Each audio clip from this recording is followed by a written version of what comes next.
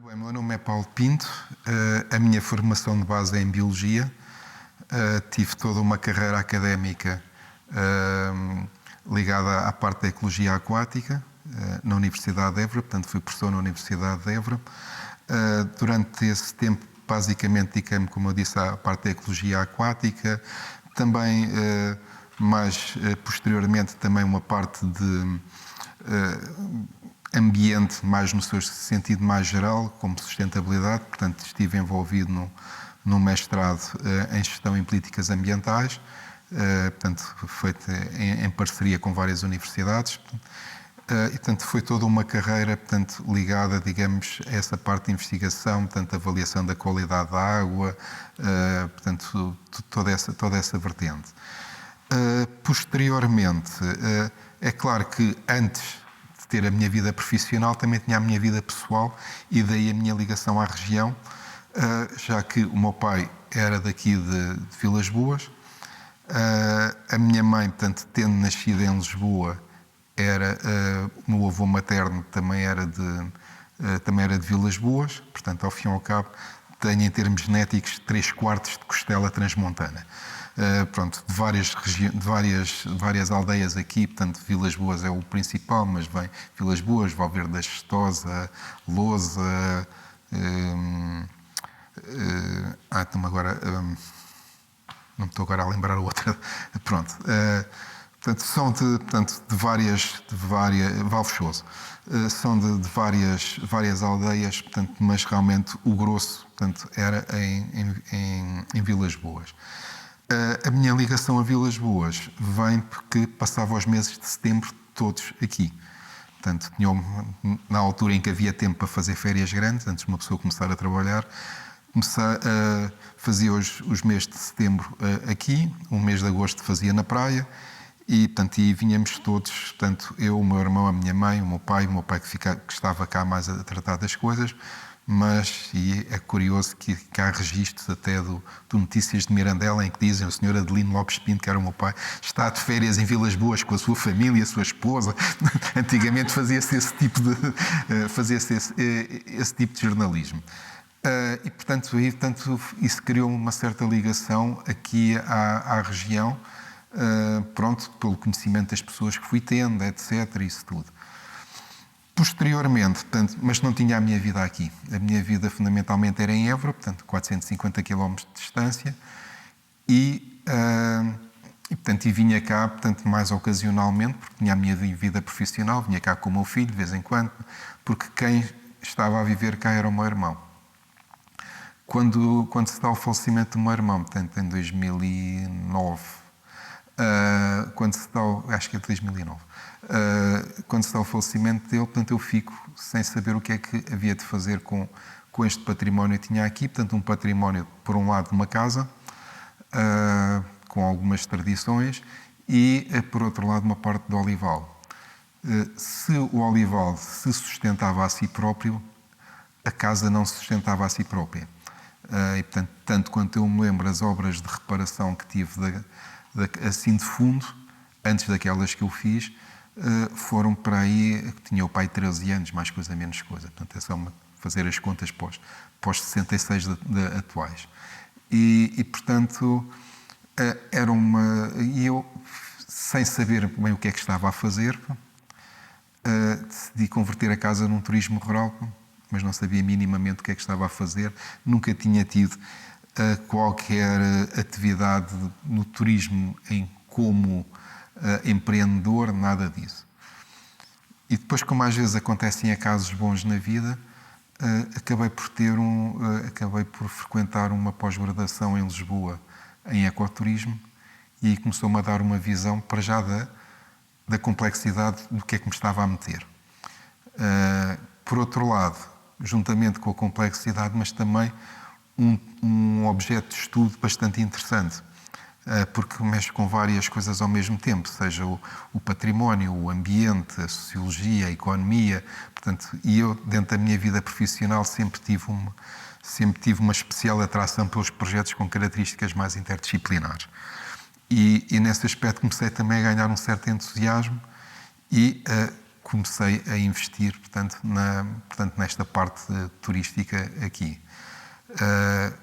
Fiz uma candidatura ao Proder para a recuperação da casa e fiz a recuperação da casa. Portanto, a casa foi recuperada. Portanto, até foi quem fez o projeto de recuperação até foi o Rui Tadeu. E o projeto de recuperação da casa, pronto, com todos os tropeções, lá foi andando. E como eu comecei a gostar desta área, também comecei a passar a frequentar congressos de turismo, de desenvolvimento local, etc.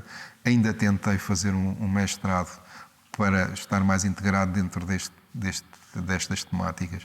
Ainda tentei fazer um mestrado em gestão sustentável de espaços rurais na Universidade do Algarve. Fiz a parte curricular toda, mas depois a tese, como parei a meio, depois tinha que fazer o trabalho de campo todo outra vez e desisti, portanto, de fazer a tese, mas era praticamente só para ter o grau académico que me faltava. Pronto, porque realmente com licenciatura, doutoramento, agregação, só me faltava ter o mestrado, portanto, isto sob a forma de blog. À medida que me vou entranhando um bocadinho mais e tendo aqui mais presença na aldeia, acabo por ter um reforço positivo, que são as pessoas antigas que me abordam e que falam com bastante carinho da minha família, etc. Isso tudo. Eu, no fundo, eu não sei se enverdei por isto, por uma certa cobardia de não querer acabar com o meu passado.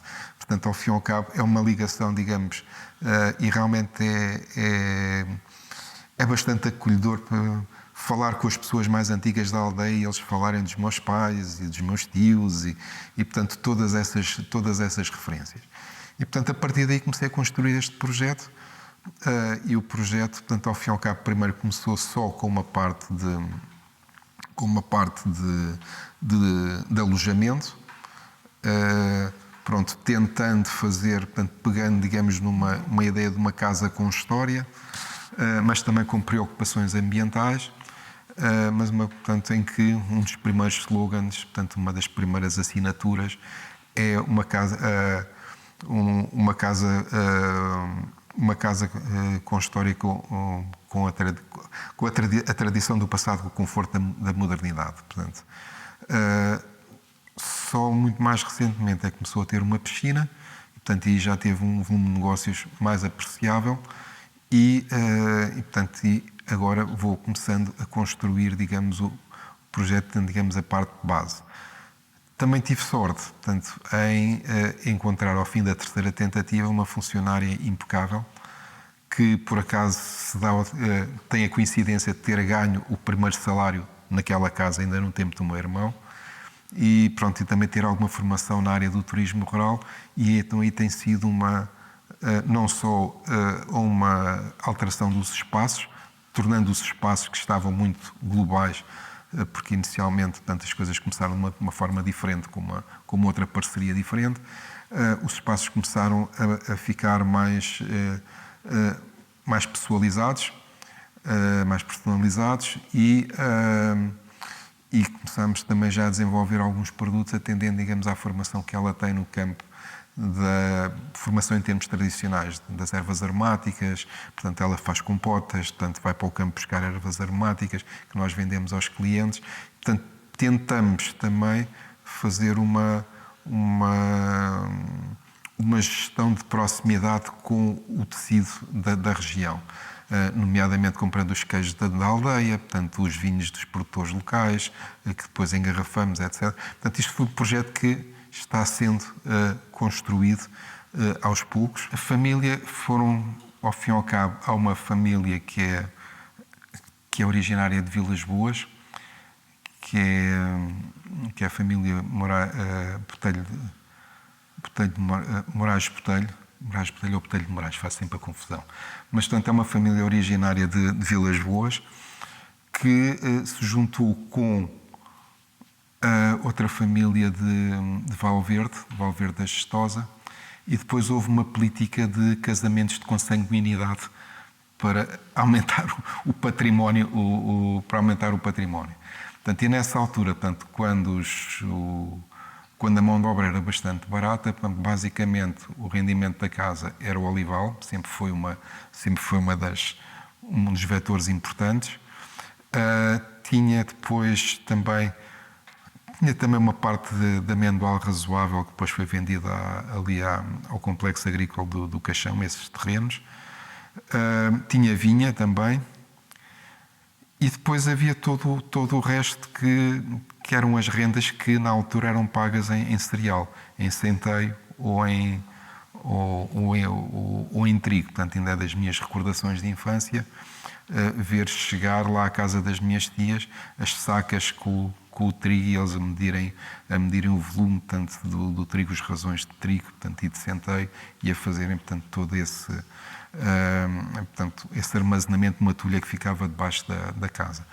Portanto, nesse aspecto, portanto, pronto, foi uma família que, aliás, essa parte da história da casa está no site. Portanto, depois, se quiserem ter portanto, isto está contada na primeira pessoa, portanto, numa visão mesmo pessoal, porque também quer dar uma ideia, o projeto como uma ideia de pessoal, portanto, não é tentar ser uma casa de família que acolhe as pessoas, que agora também com a pandemia se tornou um bocadinho mais difícil, mas tentamos, e portanto, realmente,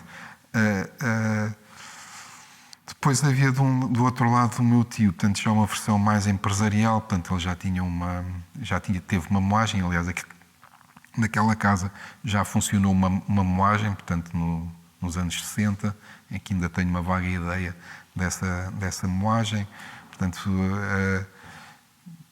basicamente, mas fundamentalmente o grosso era o azeite, o vinho e depois se calhar também, provavelmente também a parte da amêndoa também devia de ser importante, porque realmente havia aqueles... Pronto, e depois isto era uma família que praticamente desde o Tua até uns 5 km de Vilas Boas, aquilo era quase tudo da família. Portanto, era assim. Só que depois, com o aumento do preço da mão de obra, portanto, foi-se vendendo. Portanto, também depois, como a minha mãe, portanto, e nós estávamos em Lisboa, também não podíamos estar cá permanentemente. Portanto, foram-se vendendo, até depois do falecimento do meu pai, houve algumas coisas que foram vendidas, nomeadamente em Valverde, onde tínhamos um casal também bastante interessante. E essa atividade agrícola, ela permanece aliada ao turismo? Permanece só ligada ao olival, porque realmente a vinha, quando se tem vinha numa região que não está demarcada pela região do Douro, passa a expressão um bocado mais plebeia, é quase trabalhar para aquecer, porque realmente a vinha exige muito trabalho. Portanto, não é só a vindima, pois é a poda, pois é os pombos, pois é enrolar os pombos, pois é desbastar. Há sempre trabalho, ao passo que a parte do olival acaba por ser uma atividade que tem uma ou duas lavras durante um ano, uma poda, e depois tem o grosso que consome praticamente 1/3, digamos, do rendimento, que é a apanha. Portanto, é uma...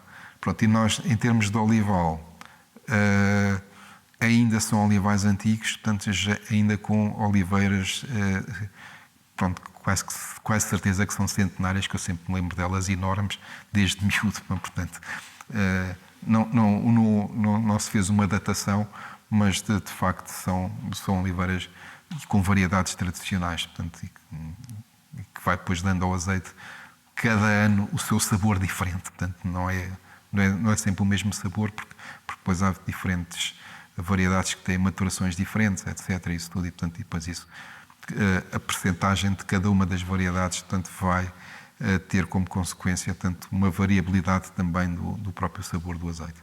É uma marca própria, portanto, que é uma marca que está associada, digamos, tem a marca Vara e Pedra, portanto, a casa chama-se Casa dos Lagares de Vara e Pedra. E porquê a Casa dos Lagares de Vara e Pedra? Porque tem lagares de azeite antigos e tem o lagar de vinho antigo também. Portanto, o lagar de azeite tem mesmo toda a fileira, desde a tulha, as mós, a zona de prensagem, portanto, tem essa parte toda histórica, que é um projeto que eu estou a pensar fazer ali um centro de interpretação, que já consegui fazer uma entrevista com uma senhora que trabalhou lá, portanto tenho isso gravado e pronto, preciso ali só de fazer uma reconstrução de algumas pedras que estão nos sítios, portanto, para fazer o restauro da zona da fornalha. O turismo que chega, pronto, tem sido um bocado o turismo de porta aberta, portanto, sem haver uma estratégia de marketing consolidada. Entretanto, também para que, como eu posso dizer que até sou um bocado viciado em conhecimento e, portanto, se não o produzo, vou buscá-lo. E realmente, portanto, há uma formação que eu estou a fazer agora, uma formação à ação patrocinada pelo NERBA e que é a Biosphere Portugal que está a dar essa formação e realmente é um dos vetores que eu quero pôr, que é realmente a parte do turismo responsável e sustentável. E aí, portanto, estamos agora a trabalhar no âmbito de uma consultoria. Portanto, há uma consultora que está a fazer a parte do diagnóstico para depois se fazer a candidatura, digamos, à certificação Biosphere, portanto, pelo Instituto do Turismo Responsável. Portanto, é um dos vetores que me parece que é bastante importante apostar nesta região.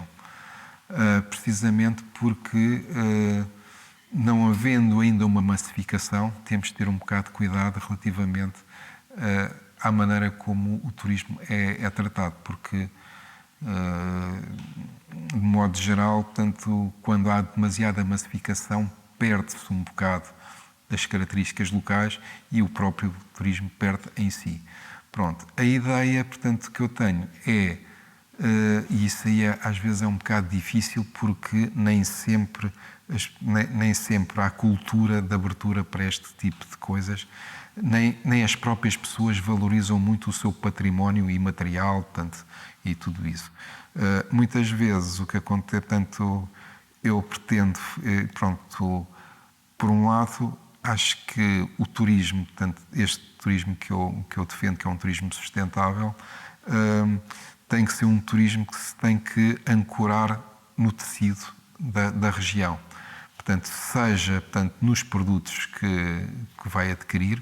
É evidente que o meu sonho seria fazer uma gestão em termos de produtos, uma gestão quilómetro zero, mas isso é impossível, porque realmente não dá, a aldeia não tem capacidade para isso, mas de um modo geral, sempre que possível, comprar os produtos locais, dos produtores locais, e que isto, por outro lado,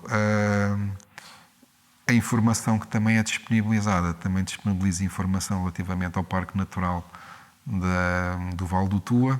Eu também tenho a certificação do natural.pt. Portanto, esse tipo de abordagem, portanto, permite também um maior envolvimento, digamos, e uma maior, como é que eu ia dizer, dispersão dos clientes pela região, e ao fazerem isso, também são um fator de desenvolvimento da região, portanto, com toda esta economia satélite que gera à volta do turismo. Começa a haver uma procura maior do turismo de natureza. Se numa primeira fase eu tenho a ideia que as pessoas que estavam cá vinham de passagem, começam a aparecer mais pessoas que não conhecem a região.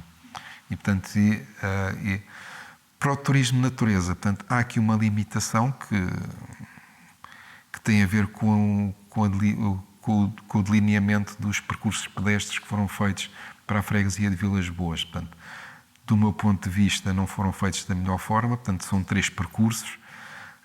Cada percurso tem 11 km, só que estão todos a seguir uns aos outros, o que dá um percurso de 34 km circular, que nem toda a gente faz. Aliás, isso tem sido alguma das críticas dos clientes meus.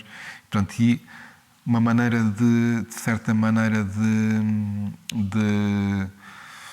contornar essa situação. Portanto, eu já fiz os meus próprios, quer dizer, não os certifiquei, mas eu já fiz e já georreferenciei os meus próprios trilhos pedestres e cicláveis.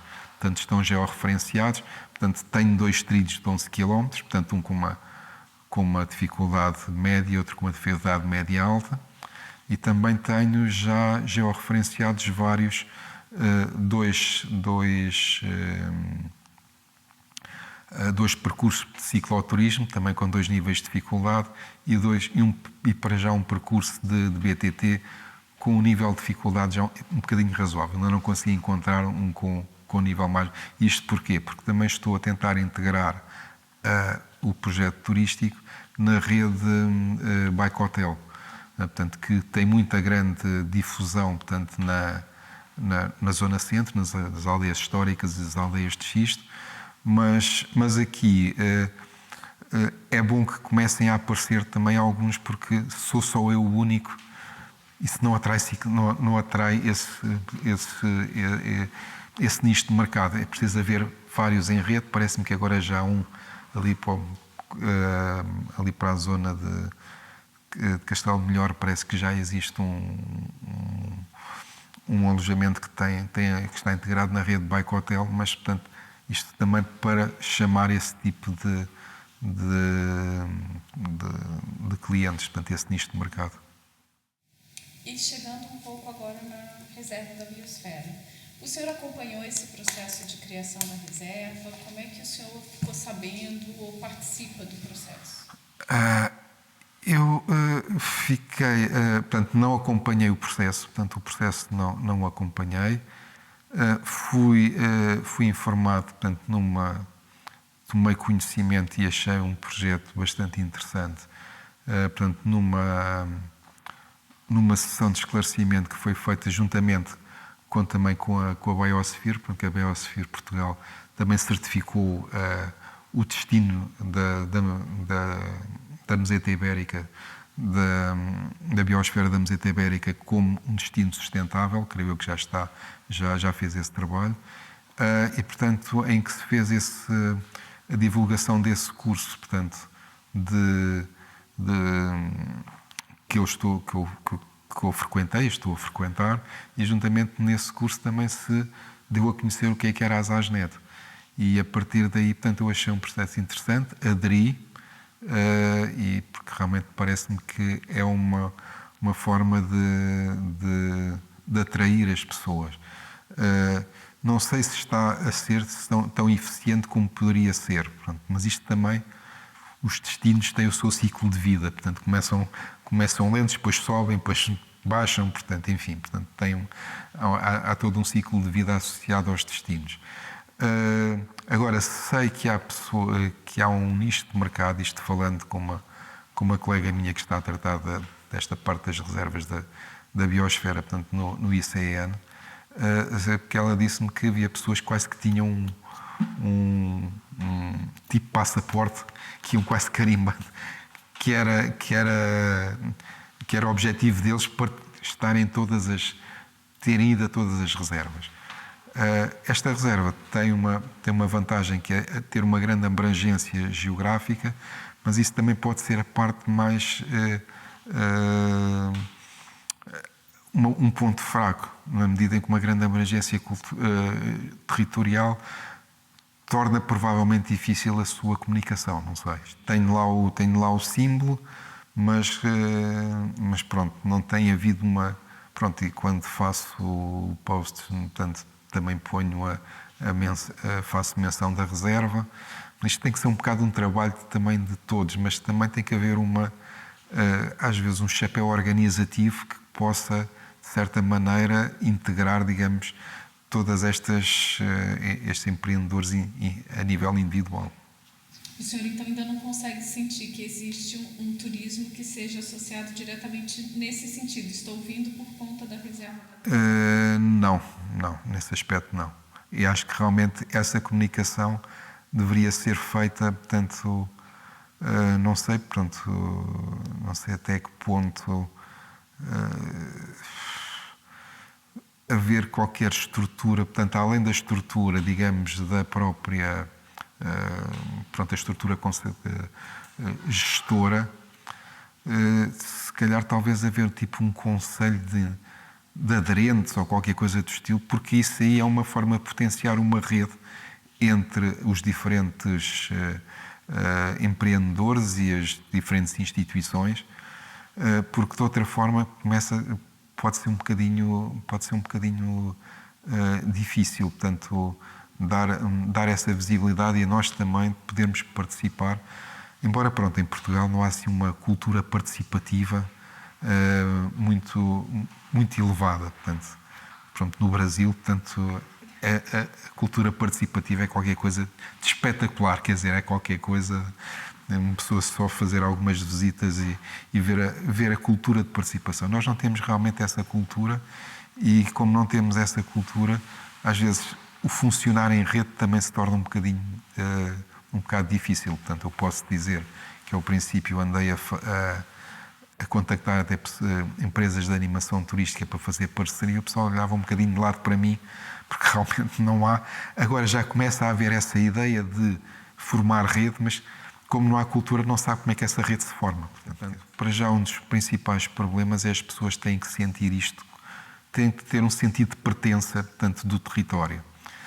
E um sentido de pertença não de é onde eu estou, mas que isto tem determinado valor. Portanto, a valorização desse património parece-me bastante importante. Depois, há toda uma estratégia de marketing que terá que ser feito a nível da própria área em si. E aí tem o problema de ser uma área muito vasta. Mas pelo menos, se calhar, se os aderentes tivessem, por exemplo, uma newsletter que fosse informando mensalmente das atividades. Quer dizer, eu sei de algumas atividades porque de vez em quando vou ao Facebook e por acaso lá apanho alguma coisa, mas não há, digamos, essa sistematização de toda essa informação, portanto, não existe. E, portanto, aí torna um bocado difícil também os empreendedores entre si formarem redes. Portanto, eu vejo essa. Portanto, eu já estive em várias situações. Portanto, até estive num curso que até foi promovido pelas ASNET, portanto, em Mirandela, da parte de marketing informático, propriamente dito. Mas, portanto, fez-se um grupo de WhatsApp, mas a partir daí não se fez mais nada. Pronto, quer dizer, ficou parado. Porque realmente, muitas vezes, este tipo de rede necessitam de um gestor da rede, de um estimulador da rede que faça a catálise dessa rede. Por exemplo, eu tenho agora outro exemplo aqui muito... Pronto, eu estive agora a tirar uma formação de astroturismo, portanto, promovida pelo Parque Natural, e também se falou, fez-se a lista dos participantes e pouco mais e a partir daí não houve grande interação, exceto, digamos, olha, eu já não tenho clientes aqui, tens em algum quarto vago, pronto, tirando, digamos, essa parte, pronto, não é... E aí acho que faltava, digamos, um catalisador da rede, porque a rede não se faz por si. Pelo menos é a minha experiência noutras redes em que eu já estive envolvido, e realmente, se não há uma liderança condutora, é difícil que a rede... E, portanto, a partir do momento em que existe rede, começam-se a potenciar, se calhar, também a visibilidade. Mas não havendo essa rede, a questão torna-se difícil. Eu acho que para já teria que passar por haver uma estrutura ou uma pessoa dedicada, digamos, a essa parte da rede que estimule essa situação da rede. Portanto, essa implementação na prática da rede. Depois, eu acho que também se deveriam pôr as pessoas a falar umas com as outras. Pronto, quer dizer, eu praticamente das ASNET, pronto, conheço a estrutura. Agora, os meus pares eu não os conheço. E eu acho que não sei, sei lá, criar tipo um conselho de aderentes ou qualquer coisa desse estilo que tenha alguma atividade em termos de juntar as pessoas e pronto, e agora também com a pandemia, criaram-se condições para as pessoas, embora, pronto, não exageremos, mas criaram-se condições para as pessoas se poderem reunir um bocado mais à distância. Embora é muito importante também a presença física, do meu ponto de vista. Porque muitas vezes o ecrã de computador, portanto, inibe o contacto das pessoas. Mas criar-se, digamos, um conselho, digamos, de pares que introduzem, por exemplo, até não só na zona portuguesa, também da zona espanhola. Portanto, criar, digamos, esse conselho de pares que teria algumas reuniões online, mas que começasse a ter também algumas reuniões presenciais. Eu acho que isso aí criar-se uma dinâmica. Por exemplo, eu não sei, portanto, nem sei se existe uma lista de todos os aderentes que seja facilmente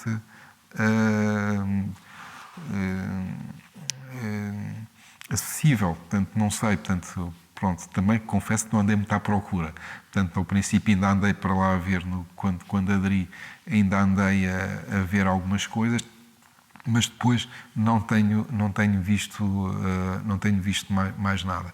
Portanto, quer dizer, tudo isso, se nós não temos uma cultura participativa e não temos uma cultura de rede, se não existe um catalisador, portanto, as coisas podem ficar um bocado... Agora, vejo que como destino, mas para isso precisa de haver uma maior agressividade em termos de comunicação. Portanto, parece-me que a comunicação está... E dá-me a ideia que, se calhar, este projeto, criando projetos pilotos, portanto, pode ser, digamos, pode ser um princípio de vários vetores de comunicação que possam surgir. Portanto, eu falo concretamente aqui das ASNET, não estou a falar das outras. Não me parece que seja interessante criar, digamos, uma comunicação global, porque cada uma tem a sua especificidade, mas para aqui acho que é uma oportunidade que nós temos para permitir, com esses projetos piloto, fazer, digamos, dar um bocado mais visibilidade às ASNET, que é aquilo que me parece. Portanto, eu comparo um bocado as ASNET com o Parque Natural do Vale do Tua. O Parque Natural do Vale do Tua fez um trabalho, portanto, 2, 3 anos em que ninguém ouviu falar do Parque Natural do Tua, e agora começa a haver atividades, começa a haver visibilidade, começa a haver várias atividades que estão a criar, digamos, o Parque Natural do Vale do Tua como um potencial polo de atração, portanto, turístico, portanto, seja com a parte do birdwatching, o historianismo, portanto, tudo isso, portanto, são coisas que podem estar ligadas ao parque, mas também as ASNET também poderia criar, digamos, pronto, depois não sei também qual é que é, digamos, o desafogo económico das ASNET. Mas, por exemplo, o Parque Natural tem feito alguns cursos de capacitação. Pronto, não sei até que ponto as ASNET também, até se calhar aproveitando este projeto, identificando algumas lacunas de capacitação, portanto, e em termos de estratégia, quais é que poderiam ser, digamos, algum investimento nessa matéria. Portanto, são aqueles chamados custos de contexto que os empreendedores individuais não têm capacidade individual para fazer para ter esses gastos. A principal questão, portanto, com a parte turística, portanto, tem a ver um bocado com a sazonalidade. Porque do verão basta ter em agosto basta ter a porta aberta. Não é preciso fazer praticamente mais nada. E, portanto, e aí vem tudo. Portanto, desde este ano tive cá um casal que realmente a ideia dele era mesmo os percursos pedestres e já vinham com informação de percursos pedestres, já vinham, portanto, se há uns que vêm, outros vêm só mesmo pelo lazer, pelo descanso, portanto, pouco mais. Eu acho que em termos de turismo o principal, portanto, passo o neologismo, destazonalizar a atividade.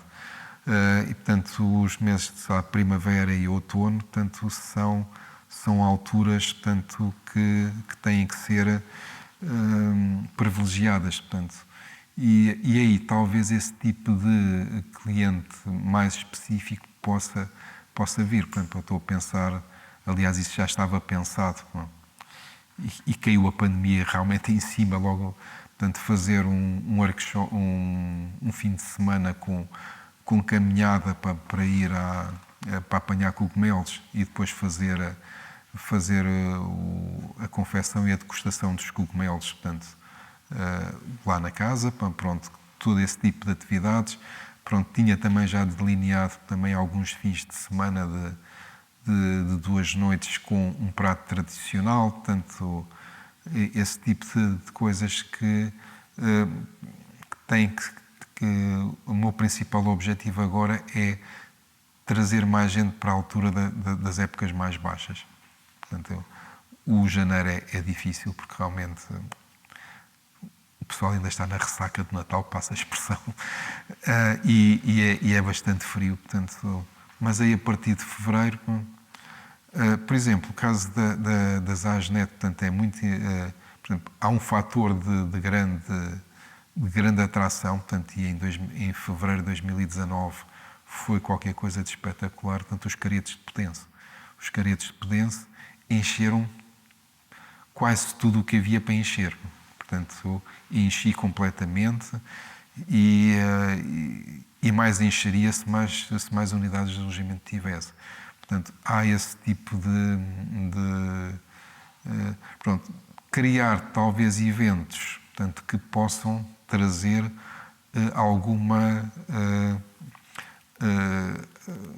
possam trazer turistas em épocas mais baixas. Eu, por exemplo, tenho aqui uma ideia um bocado, pronto, pode ser um bocado louca, mas ainda não desisti de a fazer.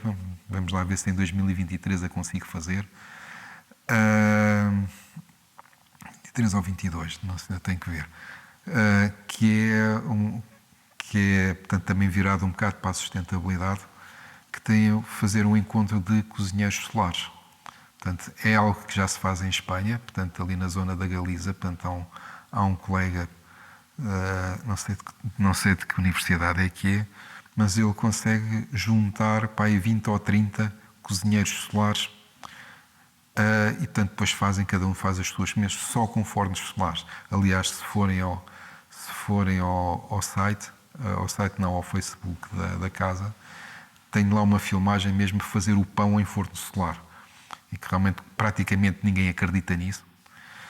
E aliás ali, portanto, está o espanto da minha funcionária quando vê o pão sair com um aspecto lindo. E faz ali uma expressão que realmente, e essa parte daí da parte solar, portanto, seria, digamos, criar este tipo de atividades. Portanto, pronto, como eu também estou ligado, digamos, a essas reuniões que se fazem no Algarve, portanto, há um professor que é, digamos, o grande dinamizador dessa situação. Portanto, estaria interessado também em fazer tipo de eventos desses, só que isso ficou tudo parado com a pandemia, né? O senhor acha que isso é algo que atrai as pessoas para cá? Essa coisa da gastronomia transmontana, ela é algo que atrai as pessoas? Eu acho que sim. Agora, as pessoas não conhecem algumas especificidades de alguns pratos transmontanos. Por exemplo, há um que nós, cada vez que servimos lá em casa, pronto, não servimos para fora, só servimos para clientes, porque não temos CAI de restauração. Mas, por exemplo, um prato que é quase sempre um sucesso, porque o pessoal nunca comeu, são os milhos. Portanto, ao fim e ao cabo, não sei se sabe o que é. Imagino que é um arroz de bacalhau, mas em vez de bacalhau tem farinha de milho grossa. Portanto, é assim esse tipo por exemplo, esse prato tem sido sempre um prato que cada vez... Pronto, mas isso tem que ser tem que haver mais gente. Quando esse prato é feito, o pessoal fica sempre espantado com esse tipo de prato. Pronto, também há as alheiras e pronto, também isso também é tudo comprado na região. Portanto, agora, o máximo que eu consegui fazer em relação ao quilómetro foi o quilómetro 6. Foi. Porque já tive um grupo de caminhantes que não só ocuparam a minha casa, mas também uma casa que está a 50 metros, um outro turismo rural que está a 50 metros. E realmente eu fiz no primeiro dia, e aí por acaso vou dar um exemplo até da maneira como o pessoal pensou naquela ideia que eu estava a fazer. Eu falei com várias pessoas da aldeia a fazer uma mostra de produtos da região.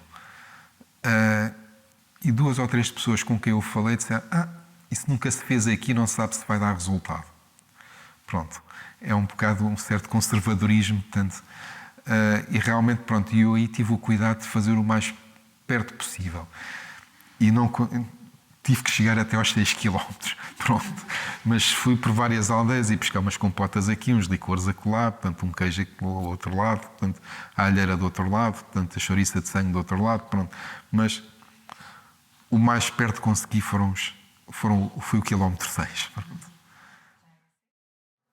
Há um bocadinho mais de abandono cultural dos terrenos. Portanto, eu lembro-me em miúdo, portanto, ver mais searas e mais milho, portanto, desse tipo de culturas.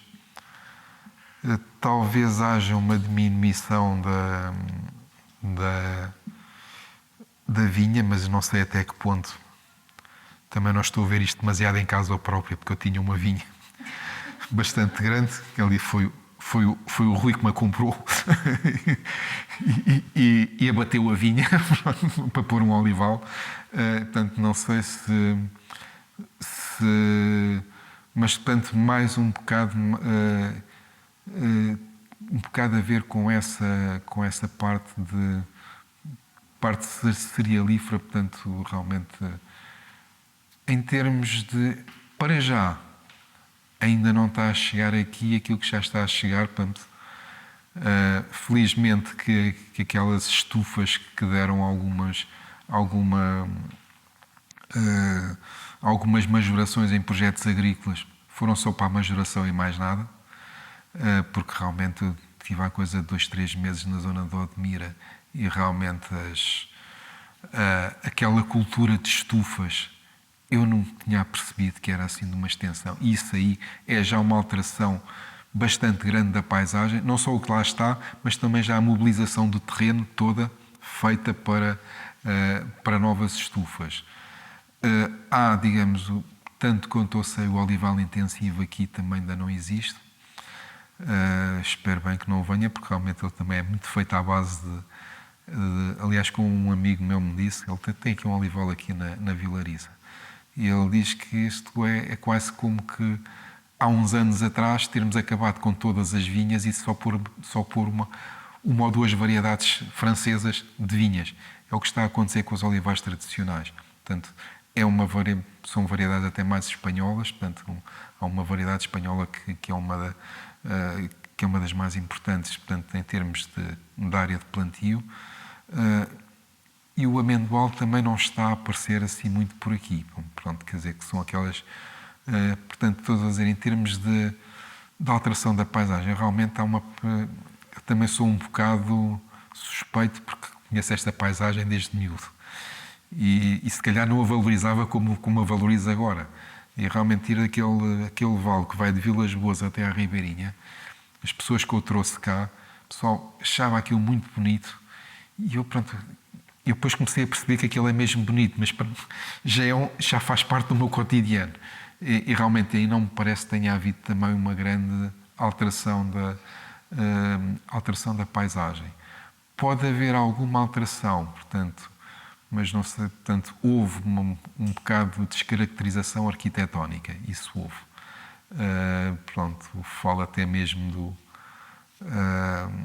portanto, de Vilas Boas, portanto, o largo, portanto, onde está a minha casa, portanto, em frente, portanto, havia uma casa com umas características mais antigas e que ficou mais globalizada, portanto, quer dizer, agora, o problema da descaracterização também vem, portanto, do facto de, por exemplo, em Vilas Boas, tanto quanto eu me estou a lembrar agora, pelo menos 3 casas estão praticamente abandonadas e que se calhar qualquer dia vão abaixo e aquilo ali fica já uma uma casa mais descaracterizada. Pronto, não sei. Portanto, embora pronto, tenha havido também algumas construções que foram feitas, portanto, em Vilas Boas, respeitando a traça original, etc., tudo isso, mas talvez a alteração principal que eu me lembro, portanto, é relativamente à parte arquitetónica.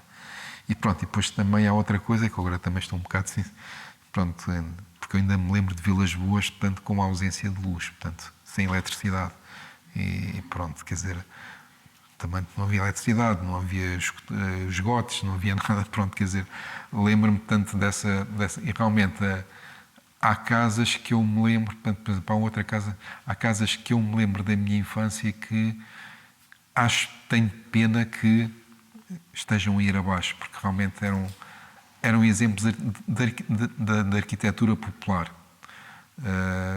Há uma casa que era dos meus tios, portanto, que tem um problema bastante grande. Aquilo foi vendido a várias pessoas, as pessoas não se entendem. Portanto, mas era uma casa também muito interessante, porque era realmente uma casa que tinha assim uma varanda toda à volta do quinteiro.